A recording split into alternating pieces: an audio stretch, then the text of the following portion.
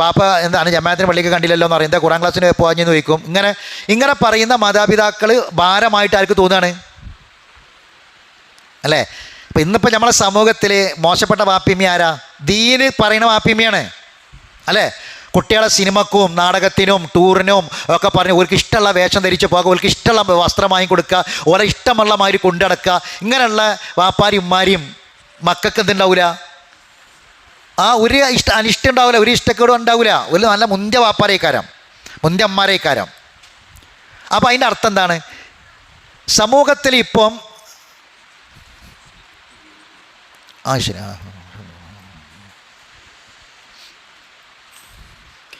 അപ്പോൾ ഈ ദീന് പ്രയാസമാക്കി മാറ്റുന്ന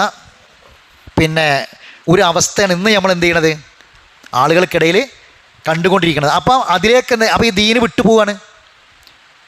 ഇപ്പം എന്തോ ഒരു പുതിയ പ്രയോഗമില്ലേ, എന്താണ് ദീന് വിട്ട പെണ്ണോ, മതം വിട്ട പെണ്ണ് അല്ലേ?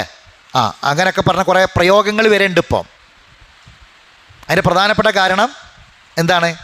ഇതൊരു ഇടങ്ങേറാണ് എന്നതാണ്. പക്ഷെ അള്ളാഹ് പറയുകയാണെന്ത്, ഈ മതം ആരതാ? അള്ളാഹിൻ്റെ മതമാണ്. അള്ളാഹു സുബ്ഹാനഹു വ തആല ഒരിക്കലും ഈ മതത്തിൽ ഒരു നിർബന്ധവും വെച്ചിട്ടില്ല. ഒരാൾക്ക് കഴിയാത്തൊരു കാര്യവും അവനെക്കൊണ്ട് നിർബന്ധിക്കുന്നില്ല.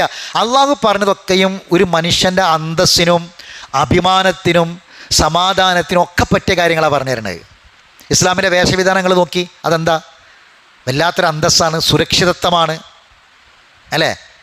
ഇപ്പോൾ ഈ ഒരു 18 വയസ്സായ ഒരു പെൺകുട്ടി, 16 വയസ്സായ ഒരു പെൺകുട്ടി, പ്രായപൂർത്തിയായ ഒരു പെൺകുട്ടി, ആ പെൺകുട്ടിക്ക് നല്ല ടൈറ്റുള്ള ഡ്രസ്സും ഒരു മിഡിയും ടോപ്പൊക്കെ ഇട്ട് കൊടുത്തുകൊണ്ട് ഇങ്ങനെ ശരീരത്തിൻ്റെ അവയവങ്ങളൊക്കെ കാണിച്ചുകൊണ്ട് അങ്ങാടി കൂടെ പോണ ഒരു ഉമ്മയും മോളും ആണെങ്കിൽ ആ അമ്മക്ക് ഈ മോളി നോക്കണം, നാട്ടിലെ ഇമ്മന് നോക്കണം, എൻ്റെ മോൾ ആരെങ്കിലും നോക്കുന്നുണ്ടോ എന്ന് നോക്കണം അല്ലേ? ബേജാറാണ്.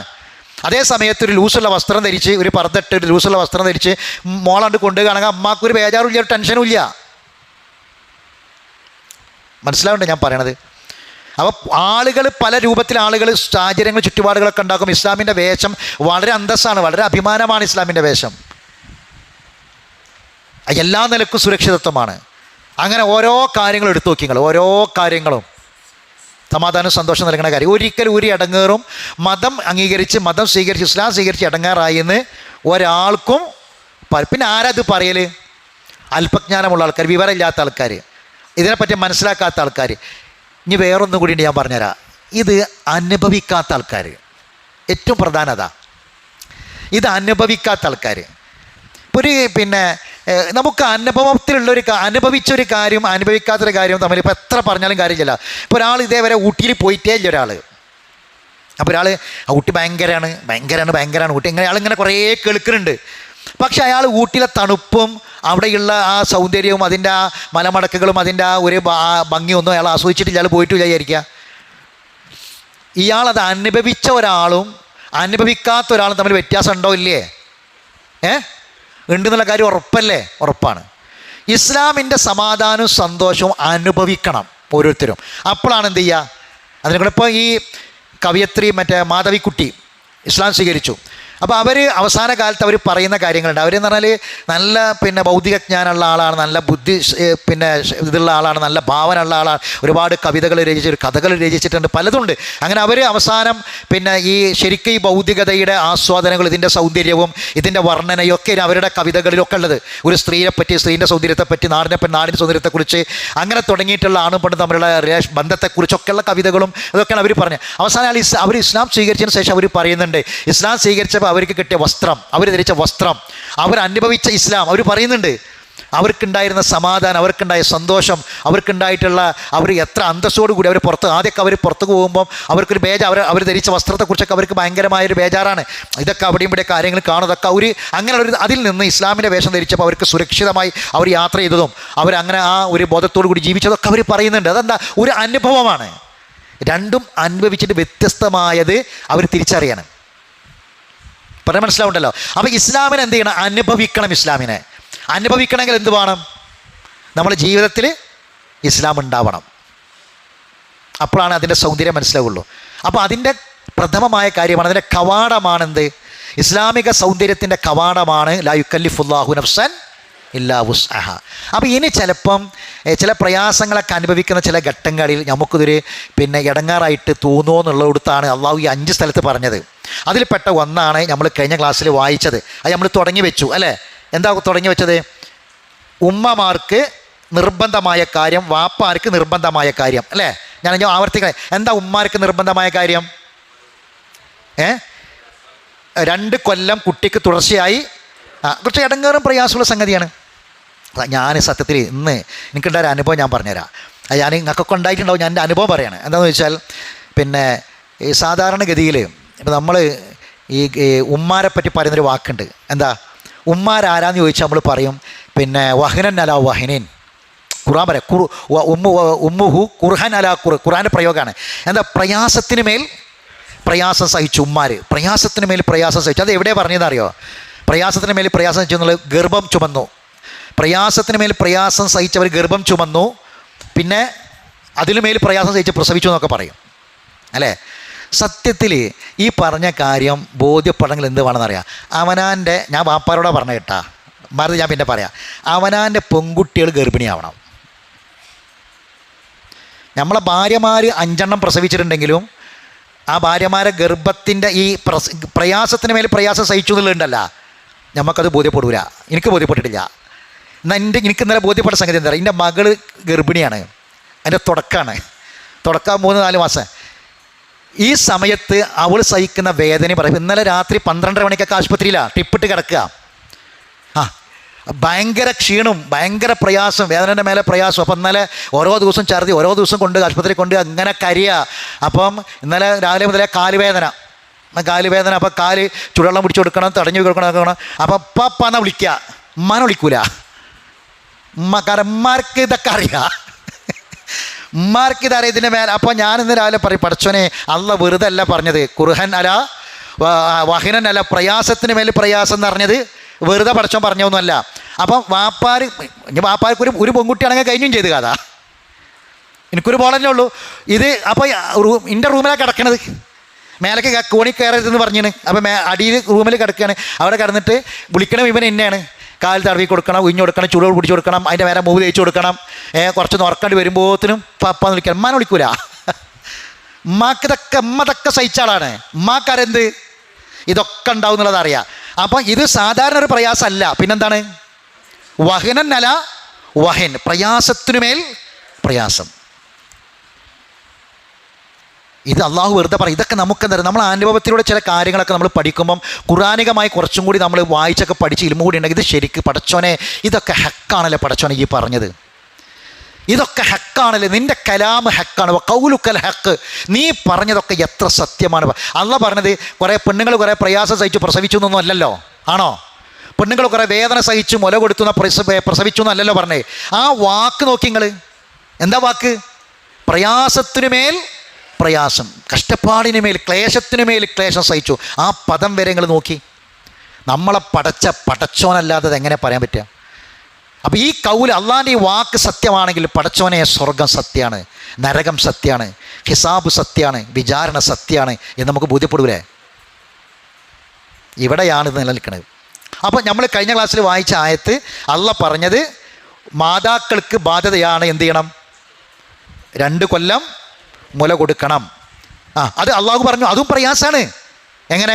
ഈ വഹനിനെ പറ്റി, ഈ പ്രയാസത്തെക്കുറിച്ച് പറഞ്ഞിട്ടുള്ള പറയാ ഹംലുഹു വഫിസാലുഹു 30 ഷഹ്റാ, പ്രസവിക്കലും ഗർഭം ചുമക്കലും കൂടി 30 മാസം.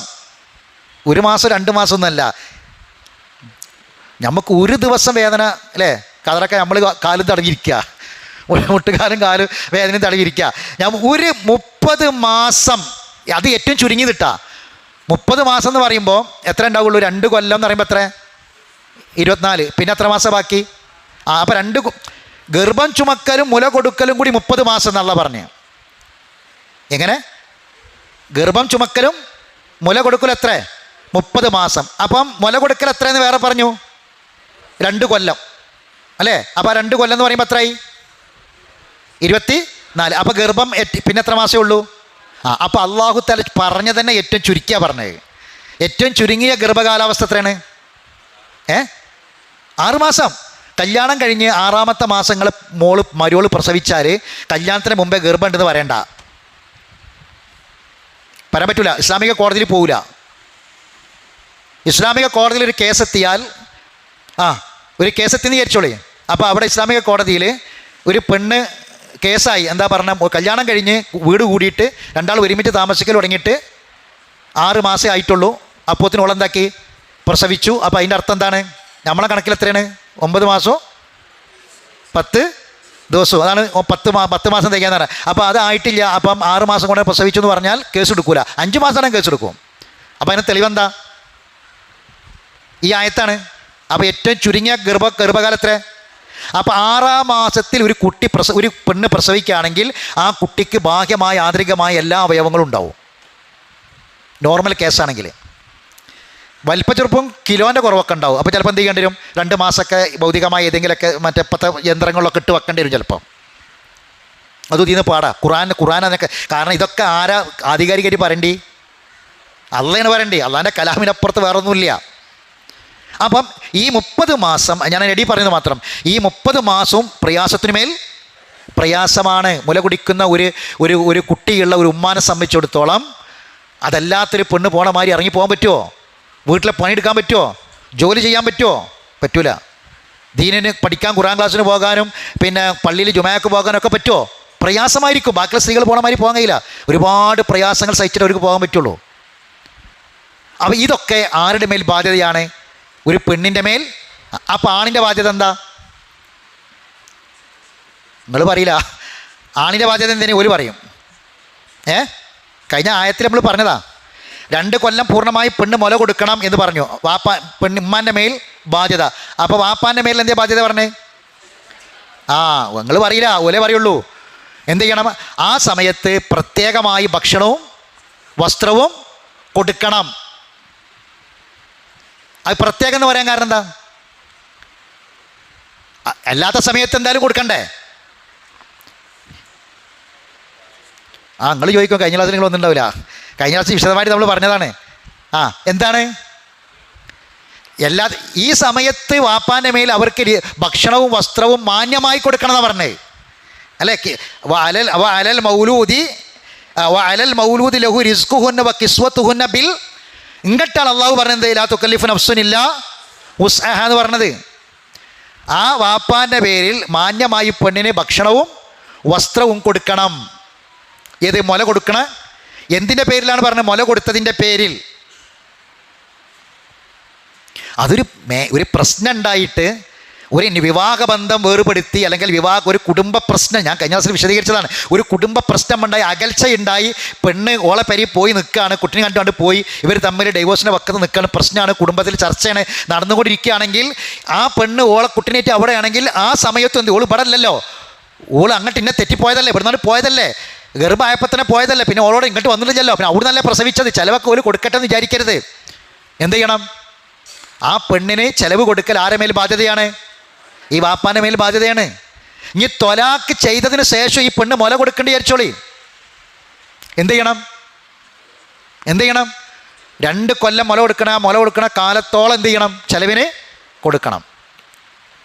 അപ്പം ഇനി ത്വലാക്കൊന്നും ഇല്ല വിചാരിച്ചോളി, ഒന്നും ഇല്ലാതിരിക്കട്ടെ, അൽഹംദുലില്ലാ, നമ്മളെ കുടുംബജീവിതത്തിലുള്ള പോലെ. അപ്പം ആ പെണ്ണ് അവളുടെ ആ പ്രയാസത്തെ നമ്മൾ എന്ത് ചെയ്യണം? ഒന്ന് മുഖവിലക്കെടുക്കണം, പരിഗണിക്കണം. എന്നിട്ട് പ്രത്യേകമായി നമ്മുടെ വകയായിട്ട് മാന്യമായ ഒരു ഗിഫ്റ്റ് എന്ത് ചെയ്യണം? അവർക്ക് കൊടുക്കുക, പ്രത്യേകമായിട്ട് കൊടുക്കുക.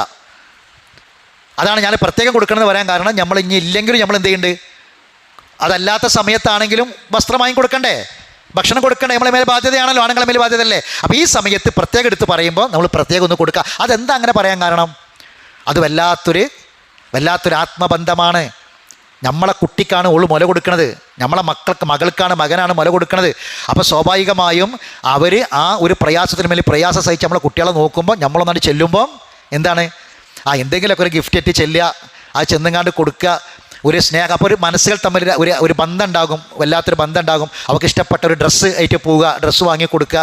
അതിന് ബാങ്കിൽ നിന്ന് ലോൺ എടുത്തുകാണ്ട് കഷ്ടപ്പെട്ട് പ്രയാസപ്പെട്ടുകാണ്ട് അതിൻ്റെ മേലെ കടത്തിന് മേലെ കടം കയറി അടങ്ങാറാകണം എന്നല്ല പറയണത്. ബിൽ മാറൂഫ് എന്ന് പറഞ്ഞ എന്താ അർത്ഥം? അത് അല്ല പറഞ്ഞു. മാറൂഫ് പറയാനുള്ള കാരണം, മാറൂഫ് എന്താ നമ്മൾ വേറെ പഠിക്കണം. മാറൂഫ് എന്നുള്ള പറയാൻ കാരണം എന്താ? ഒരിക്കലും ഹറാമായത് കൊടുക്കരുത്, ഹലാലായത് കൊടുക്കണം.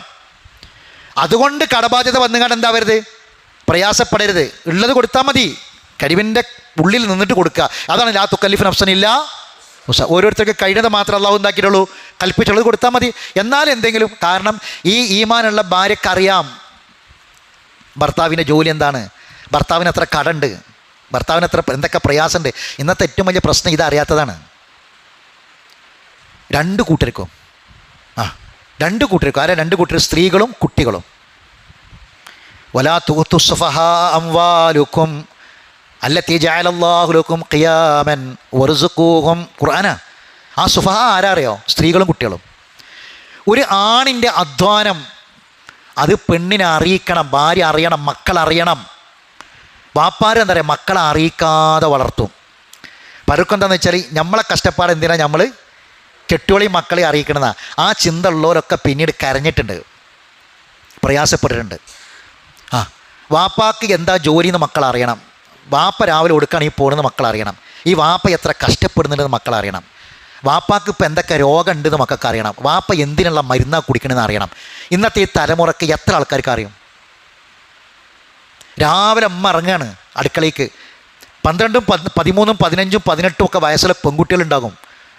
എന്താ പറയുക, പല അമ്മമാരും സങ്കടം പറയാല. ഞാനത് പറയാൻ കാരണം എനിക്ക് അനുഭവം, സ്കൂളിൽ മീറ്റിംഗ് ഒക്കെ ഉണ്ടാകുമ്പോഴേ, ഈ 10ാം ക്ലാസ്സിൻ്റെ മീറ്റിംഗ് ഒക്കെ ഉണ്ടാകും. 10ാം ക്ലാസ്സിലൊക്കെ പഠിക്കണുള്ള 15 വയസ്സുള്ള കുട്ടികളാണ്. അപ്പോൾ നമ്മൾ മീറ്റിങ്ങിൽ പറയും, നിങ്ങൾ 10ാം ക്ലാസ്സാണ്, കുട്ടികളെ കൊണ്ട് വീട്ടിൽ നിങ്ങൾ ഫ്രീ കൊടുക്കണം, അവർക്ക് അവരെ പ്രയാസപ്പെടുത്തരുത്, ജോലികളൊന്നും അവരെ കൊണ്ട് ചെയ്യിപ്പിക്കും, അവർക്ക് പഠിക്കാനുള്ള ടൈം കൊടുക്കണം എന്നൊക്കെ പറയും. അപ്പോൾ അമ്മമാർ ചിരിച്ചിട്ട് എന്താ പറയുക അറിയോ, സാറേ ഞങ്ങൾ ഓലെക്കൊണ്ട് ഒരു പണി എടുക്കലില്ല, ഓലത് വരെ ഒരു എന്താ പറയുക, സ്കൂൾ ഇട്ട് വന്നാൽ ഒരു ഉമ്മ പറഞ്ഞു, എനിക്ക് ഇപ്പോഴും ഓർമ്മയുണ്ട്, ആക്ഷൻ കാണിച്ചിട്ടാണ് പറഞ്ഞേ, ഓലത് വരെ ഓല് ഊരിങ്ങാണ്ട് തിരപ്പാക്കി ഇട്ട് പോകുന്ന പറഞ്ഞു എന്നോട്. ഓല അടിവസ്ത്രം വരെ ഞങ്ങളാ തിരുമ്പൽ, ഓല് ചെയ്യലില്ല, അത് വരെ ഞങ്ങളെ ചെയ്ത് കൊടുക്കലെന്നാ അമ്മമാർ പറയൽ. ഇത് പറയുമ്പോൾ പറഞ്ഞതാണ്. ഒരു അടുക്കളയിൽ ചെന്ന് മക്കളെ ഉമ്മാർ വിളിക്കില്ല. മരുക്കളാണെങ്കിൽ പിന്നെ ചിലയിടത്ത് പ്രശ്നം ഉണ്ടാവും. മരുക്കളാണെങ്കിൽ പിന്നെ ആ സമയത്ത് ഇറന്നതാക്കണൊക്കെ മരുക്കളെ മക്കളായി കാണുകൊടുത്ത് ഈ പ്രശ്നം ഇതേ പ്രശ്നം തന്നെ അവിടെ ഉണ്ടാവുക, കൂടെ നിർത്തൂല. എന്നിട്ട് ഇവരിങ്ങനെ പേര് തന്നെ, ഇവരെ രാത്രി ആ ക്ഷീണം ഈ മക്കൾക്ക് അറിയില്ല എൻ്റെ അമ്മ എന്ത് മരുന്നാ കുടിക്കണേ, അമ്മക്ക് എന്താ അസുഖം ഉള്ളത്. ചില ദിവസം കിടന്നാൽ പിന്നെ അന്ന് പേരിൽ ഒന്നും ഉണ്ടാവില്ല, വാപ്പ പുറത്ത് കൊണ്ടുവരലാണ്, എൻ്റെ അമ്മക്ക് എന്താ പ്രശ്നം, എൻ്റെ അമ്മാൻ്റെ അസുഖം എന്താണ്, അറിയാത്ത എത്ര ആൾക്കാരുണ്ട്. ഒരു ഉമ്മ എന്നോട് പറഞ്ഞു, സാറേ ഓള് കിടന്ന ഗർഭപാത്രം, അവൾ കിടന്ന ഗർഭപാത്രം ഇന്ന് എൻ്റെ ഉള്ളിലില്ല, അത് എടുത്ത് ഒഴിവാക്കിയത് വരെ എൻ്റെ മോളറിയില്ല എന്ന് ഒരു ഉമ്മ കരഞ്ഞ് പറഞ്ഞതാ. എൻ്റെ മോള് കിടന്ന ഗർഭപാത്രം ഇന്ന് എൻ്റെ മേത്തില്ല എന്നുള്ളത് എൻ്റെ മോളറിയില്ല, എൻ്റെ ഗർഭപാത്രം എടുത്ത് ഒഴിവാക്കിയത് എൻ്റെ മോളറിയില്ല സാറേ എന്ന്. ഇങ്ങനെയുണ്ട് ഒരു ഉമ്മാൻ്റെ സങ്കട. എവിടെ എത്തി നമ്മളെ സമൂഹം എവിടെ എത്തിയെന്ന് ആലോചിച്ച് നോക്കി. അവൾ 10 മാസം കിടന്ന ആ സാധനം എൻ്റെ ശരീരത്തിൻ്റെ ഉള്ളിൽ നിന്നില്ല, അതെടുത്ത് ഒഴിവാക്കിക്കണേ. സ്ത്രീകൾക്കറിയും ഗർഭപാത്രം എടുത്ത് ഒഴിവാക്കിയ ഒരു പെണ്ണിൻ്റെ അവസ്ഥ എന്താണ്. ഗർഭപാത്രം എടുത്ത് ഒഴിവാക്കി ഓപ്പറേഷൻ കഴിഞ്ഞാൽ കുറേ ദിവസം പെണ്ണിന് അനങ്ങാൻ പറ്റൂല, ഇളകാൻ പറ്റൂല. അങ്ങനെ ഞാൻ എത്ര ദിവസം കിടക്കുക, ബ്ലീഡിങ്ങാണ്. ബ്ലീഡിങ് വന്നിട്ട് കൺട്രോൾ ഇല്ലാതെ മരിച്ചുപോയി. എന്താ കാരണം, ഡോക്ടർ ചീത്തറിയാണ്. കാരണം ഈ ഗർഭപാത്രം എടുത്ത് ഒഴിവാക്കി 3 ദിവസം അനങ്ങാൻ പാടില്ല, ഭാരെടുക്കാൻ പാടില്ല, ബക്കറ്റ് എടുക്കാൻ പാടില്ല, പിന്നെ കനുള്ള ഒന്നും എടുക്കാൻ പാടില്ല എന്ന് പറഞ്ഞതല്ലേ. 3 മാസമില്ല, ഒരു 2 ആഴ്ച കിടന്നിട്ട് പിന്നെ അമ്മ നീച്ച് പണിക്കിറങ്ങുകയാണ്. എത്ര ദിവസം കിടക്കും, എത്ര ദിവസം ചെയ്യും? ഒന്ന് ഹെൽപ്പ് ചെയ്യാൻ ഭർത്താക്കന്മാർ പോലും, എനിക്ക് 4-5 മക്കളെ തന്ന ആ ഗർഭപാത്രം എടുത്ത് ഒഴിവാക്കി, അത് ചുമന്ന് എൻ്റെ പെണ്ണാണ് ഇവള്, അത് ഒഴിവാക്കിയാൽ ഓൾക്ക് റെസ്റ്റ് കൊടുക്കണം, വിശ്രമം കൊടുക്കണം, ഓളെ പ്രയാസപ്പെടുത്തരുത് എന്ന് ചിന്തിക്കുന്ന എത്ര ആണുങ്ങളുണ്ട്. നിങ്ങൾ ആലോചിച്ച് നോക്കി. ഇതൊന്നും അള്ളാഹ് വെറുതെ പറഞ്ഞതല്ല. നമ്മുടെ സ്നേഹം, മാതൃത, മനസ്സിൻ്റെ ഐക്യം, യോജിപ്പ്, ഇതൊക്കെ സഹോദരങ്ങൾ വെറുതെ ഉണ്ടാവില്ല. ഇതൊന്നും വെറുതെ ഉണ്ടാവില്ല, ജീവിതത്തിലൂടെ അനുഭവങ്ങളിലൂടെ ഉണ്ടാകേണ്ട സംഗതിയാണ്. ഇതൊക്കെ നമ്മളെ കുട്ടികൾ കേൾക്കണം, നമ്മളെ മക്കൾ കേൾക്കണം. ഇതൊന്നും കേൾക്കാതെ പോകരുത്. അപ്പോൾ പലപ്പോഴും നമ്മൾ അറിയാതെ പോവുകയാണ്. പലപ്പോഴും നമ്മൾ പറയാതെ ഇത് വാപ്പാൻ്റെ കഷ്ടപ്പാട് മക്കൾ അറിയണം, അപ്പോഴേ ഇതുണ്ടാവുള്ളൂ. എൻ്റെ വാപ്പാക്ക് എത്ര വരുമാനം, എന്താ പറയുക. ഈ കഴിഞ്ഞ ദിവസങ്ങളൊക്കെ നിങ്ങൾ വായിച്ചില്ലേ, കുട്ടി ആത്മഹത്യ ചെയ്യാണ്. ആത്മഹത്യ ചെയ്യണം. എന്താണ്, വാപ്പ പറഞ്ഞൊന്നും വാങ്ങിത്തരണില്ല, ആഗ്രഹങ്ങളും വാപ്പ നടത്തി തരണില്ല. സ്കൂളിൽ നിന്ന് ടൂറ് പോവുകയാണ്, എല്ലാവരും ടൂറ് പോവുകയാണ്. അപ്പോൾ ടൂറ് പോകുക, ഗവൺമെൻറ് കഴിഞ്ഞ പ്രാവശ്യം നിയമം വരെ ഇറക്കി, 3-4 കുട്ടികൾ കഴിഞ്ഞാൽ ആത്മഹത്യ ചെയ്തു. സ്കൂളിൽ നിന്ന് കുട്ടികൾ ടൂറ് പോവുകയാണ്. അപ്പം ഇന്ന വീട്ടിൽ നിന്ന് പറഞ്ഞയക്കണില്ല, വാപ്പ പറഞ്ഞയക്കണില്ല. എന്താ വാപ്പ പറഞ്ഞേക്കാൻ കാരണം? വാപ്പാണ്ട് കൊടുക്കാൻ പൈസ ഇല്ല. ഈ പോണ കുട്ടികളൊക്കെ വാപ്പാരൊക്കെ എന്താ ജോലി, അവരൊക്കെ ഓടുന്ന വരണമെന്നുള്ളത് അറിയണ്ടേ ഈ കുട്ടി. അപ്പോൾ ഈ കുട്ടിക്ക് ഒന്നും ഉണ്ടാവില്ല. ആ കുട്ടികളെ വാപ്പാരെ മാതിരിയല്ല എൻ്റെ വാപ്പ. ഈ 3 നേരം ഈ കുടിക്കണ കഞ്ഞന്നെ എൻ്റെ വാപ്പാക്ക് ഇന്നെ അസുഖങ്ങളുള്ള വാപ്പയാണ്. എൻ്റെ വാപ്പ കുറച്ചു കാലം ഗൾഫിൽ നിന്ന് പോയിട്ട് അവിടെ നിന്ന് പോകുന്നത് തന്നെ ഈ രോഗം ഉണ്ടായിട്ട് പോകുന്നതാ. എൻ്റെ വാപ്പാക്ക് ഇന്ന് പണിയൊന്നും ഇല്ല ഉള്ളതുകൊണ്ട് അപ്പം എൻ്റെ വാപ്പാനോട് നിർബന്ധിക്കാൻ പറ്റൂല, വാപ്പാനോട് പറയാൻ പറ്റൂല. ആ കുട്ടികൾ വാപ്പാടൊന്നും പറയില്ല, അമ്മാട് പറയില്ല, നിർബന്ധിക്കൂല. അപ്പം നമ്മളെ മക്കൾ അറിയണം ഭർത്താവിൻ്റെ ജോലി എന്താണ്, വരുമാനം എന്താണ്, ഭാര്യ അറിയണം. അറിയാതെ വരുമ്പോഴാണ് ഈ പ്രശ്നമൊക്കെ ഉണ്ടാകുക.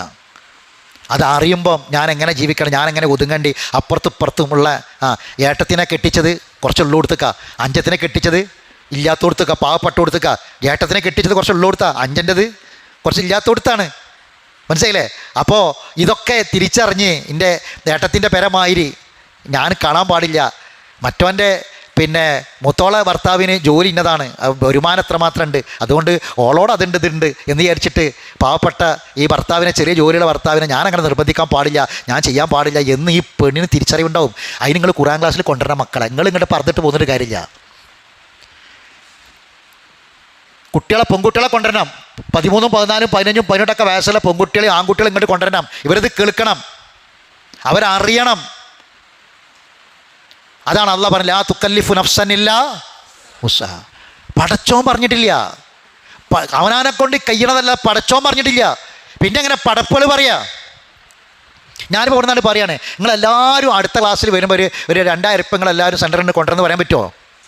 പറയാൻ പറ്റുമോ? ഇല്ല. എന്താ കാരണം? എല്ലാവരും ഒരേപോലെ അല്ല അല്ലേ? അപ്പോൾ പടച്ചോൻ പറയാത്തത് പടപ്പുകൾക്ക് പറയാൻ പറ്റുമോ? ഇന്നിപ്പോൾ പടപ്പുകളോട് പറയുന്നുണ്ട്. ദീനിൻ്റെ പേരിൽ വരെ ഇന്ന് കണ്ടില്ല നിങ്ങൾ, പല സ്ഥലത്തിൻ്റെ പേരിലൊക്കെ നിർബന്ധ പീരീഡ് കണ്ടില്ല നിങ്ങൾ നിൽക്കുന്നിടത്തുള്ള നിൽക്കുന്ന സ്ഥലത്തിൻ്റെ പൈസകൾ കൊടുത്തിട്ടേ പോകാൻ പാടില്ല പറഞ്ഞത്. ആ ആൾക്കാർ ബേജാറായിട്ട് കടം വാങ്ങി ആരുടെങ്കിലൊക്കെ വാങ്ങിക്കാണ്ടൊക്കെ ഇത് ചെയ്യുന്നുണ്ട് പല ആൾക്കാരും. അള്ളാഹ് നിർബന്ധിക്കുന്നതൊക്കെ പടപ്പുകൾക്ക് നിർബന്ധിക്കാൻ പാടില്ല. ഇത് വെറുതെ സംഗതി അള്ളാഹ് പറഞ്ഞതല്ല. അപ്പം ഉള്ളതിനനുസരിച്ച് എന്ത് ചെയ്യുക, കൊടുക്കുക. അപ്പം ഒരു ദോസഞ്ചർ മുട്ടായി കൊണ്ടുവരാൻ എൻ്റെ ഭർത്താവിന് പറ്റുള്ളൂ. അപ്പോൾ അത് 2 വാങ്ങിക്കാണ്ട് കൊണ്ടുവന്നുകാണ്ട് ഇത് തിന്നോക്കെ അറിഞ്ഞ പോലെ, അപ്പോൾ അത് സന്തോഷത്തോടെ സ്വീകരിക്കും ഈമാനുള്ള പെണ്ണ്. നിങ്ങളിപ്പോൾ അതാ കൊണ്ടുവന്നു ചോദിക്കൂല, വേറൊന്നും കിട്ടില്ലെന്ന് ചോദിക്കൂല. അതേ എൻ്റെ ഭർത്താവിന് കഴിയുള്ളൂ, അതുകൊണ്ട് അത് സന്തോഷത്തോടെ വാങ്ങും, സ്വീകരിക്കും. അവിടെയാണ് നിങ്ങൾ കൊടുക്കണത് മാറൂഫ്, മാന്യമായ രൂപത്തിൽ കൊടുക്കണമെന്ന് പറഞ്ഞത്. എല്ലാം ഉണ്ടായിട്ടും പിന്നെ ഇവിടെ കൊടുക്കണോടത്ത് പെണ്ണുങ്ങൾക്ക് കൊടുക്കാൻ മാത്രം പിശുക്ക് കാണിക്കരുത്. അങ്ങനെയുണ്ട് ചില ആണുങ്ങൾ, അങ്ങനെ ഉണ്ട്. എന്താണ്, ഓർക്ക് ഇഷ്ടമുള്ളതൊക്കെ ഒരു വാങ്ങും. ഡ്രസ്സൊക്കെ ഇഷ്ടം പോലെ ഡ്രസ്സ് ഉണ്ടാവും, എല്ലാം വാങ്ങും, നല്ലോണം നടന്ന് തിന്നും ചെയ്യും. ഇവർക്ക് ഇഷ്ടമുള്ളതൊന്നും വാങ്ങി കൊടുക്കില്ല, ഓളെ പുറത്തേക്ക് കൊണ്ടുപോകില്ല. അങ്ങനെ ചില ആൾക്കാരുണ്ട്. അത് എന്നെ അങ്ങനെ കൊണ്ടാകാൻ മാത്രം ഒന്നും ഉള്ളത് എൻ്റെ അടുത്തില്ല എന്നാണ് പറയാം. ചിലപ്പോൾ അങ്ങനെ കൊണ്ടാകാൻ മാത്രമല്ല, ചിലപ്പോൾ സൗന്ദര്യം കുറവായിരിക്കും. ചിലപ്പോൾ നമുക്ക് കിട്ടുമ്പോൾ തന്നെ നോക്കിക്കൂടെ, ഞാൻ സൗന്ദര്യം കുറവായിരിക്കും. അല്ലെങ്കിൽ ഇപ്പോൾ പ്രസവിച്ച് ഓനെ കുട്ടികളെ കൊടുത്ത് ഉൾക്കൊലത്തിലായതേ ഓളെ സൗന്ദര്യം ഇവന് ഊറ്റി കൂട്ടിയ ചിലപ്പോൾ ഓനയിക്കാരം, ഓനാ ബോധം ഉണ്ടാവില്ല. കൊണ്ടപ്പോൾ നല്ല ഓൻ്റെ കണ്ണിന് പറ്റിയോണ്ടല്ലേ ഓളെ സ്വീകരിച്ചത് അല്ലേ? നാപ്പർബന്ധിച്ചിട്ടാ അല്ലല്ലോ, അവനാ പോയി കണ്ട് ഇഷ്ടപ്പെട്ടല്ലേ പിന്നെ വാപ്പിയമ്മയൊക്കെ പോയി കാണുന്നതല്ലേ, കണ്ട് ഇഷ്ടപ്പെട്ടപ്പോൾ ഓൻ്റെ കണ്ണ് സൗന്ദര്യം. ഇപ്പോൾ ഓള് ചൊറുക്ക് പോരാൻ തോന്നിയത് എന്തുകൊണ്ടാ? ഓളെ ചൊറുക്ക് കൊടുക്കേ പോയി, ഓളെ ചൊറുക്ക് മുഴുവൻ ആസ്വദിച്ചതാരാ? പെണ്ണിൻ്റെ ചൊറുക്ക് ആസ്വദിക്കലാരാ? പെണ്ണിൻ്റെ ചൊറുക്ക് ഭർത്താവ് മാത്രം, വേറൊരാളും പെണ്ണിൻ്റെ ചൊറുക്ക് ആസ്വദിച്ചിട്ടില്ല. ഇത് ഖുർആനാണ് ഞാനീ പറഞ്ഞത്. പെണ്ണ് സൗന്ദര്യം പ്രകടിപ്പിക്കേണ്ടത് ആരെ മുന്നിൽ മാത്രം? ഭർത്താവിൻ്റെ മുന്നിൽ. അപ്പോൾ ഈ പെണ്ണിൻ്റെ സൗന്ദര്യം ആസ്വദിച്ചത് ആരാ?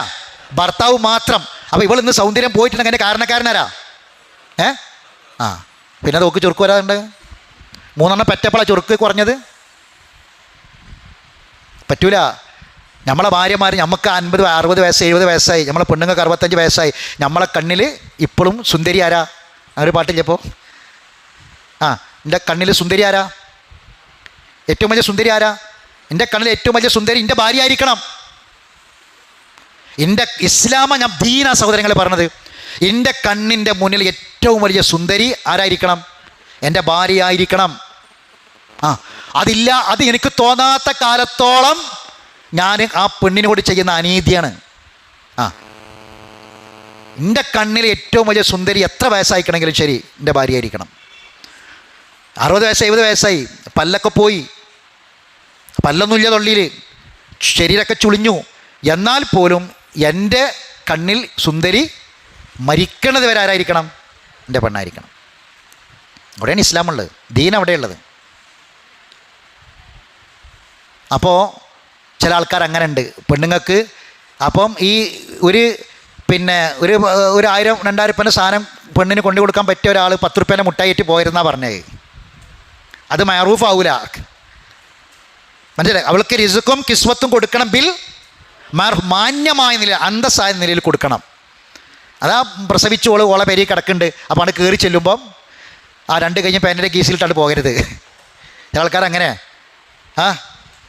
ഇതൊക്കെ ഞാൻ എന്താ പറയുന്നത്, എനിക്ക് ഇത് പറയാൻ എനിക്ക് കഴിയണമെന്ന് അറിയാം. എനിക്ക് കുറേ ഈ കല്യാണ കേസുകൾ കൈകാര്യം ചെയ്ത അനുഭവം ഉള്ളൂ, എനിക്ക് പറയാൻ പറ്റും. ചില ആൾക്കാരൊക്കെ പരാതികൾ മസ്ലഹത്തിരിക്കും, പരാതി പറയുമ്പോൾ പറഞ്ഞ വാക്ക് നാടൻ വർത്താനം ഇതൊക്കെ.